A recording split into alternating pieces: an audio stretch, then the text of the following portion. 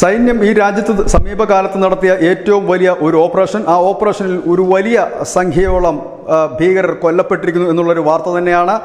ഇന്നലെ ആയിരുന്നു ഈ വെടിവെപ്പ് തുടങ്ങിയത്. ഇപ്പോഴും വെടിവെപ്പ് തുടരുന്നു എന്ന് തന്നെയാണ് പുറത്തു വരുന്ന വിവരം. 29 കമ്മ്യൂണിസ്റ്റ് ഭീകരർ, അതായത് മാവോയിസ്റ്റുകൾ അടക്കമുള്ള 29 പേരാണ് സൈന്യത്തിന്റെ അറ്റാക്കിൽ കൊല്ലപ്പെട്ടിരിക്കുന്നത്. ഇതിൽ അവരുടെ തലവൻ ശങ്കർ റാവുവും പെടുന്നുണ്ട്. ശങ്കർ റാവു അടക്കമുള്ളവർ ഈ വനമേഖലയിൽ ഉണ്ടെന്നറിഞ്ഞുകൊണ്ട് സൈന്യം ഈ വനമേഖല വളയുകയായിരുന്നു. IGP സുന്ദർരാജാണ് പറഞ്ഞിരിക്കുന്നത് 29 പേരെയും ഞങ്ങൾ തിരിച്ചറിഞ്ഞു കഴിഞ്ഞിരിക്കുന്നു. ശങ്കർ റാവു, ലളിത്, രാജു തുടങ്ങിയവരെല്ലാം തന്നെ കൊല്ലപ്പെട്ടിരിക്കുന്നു.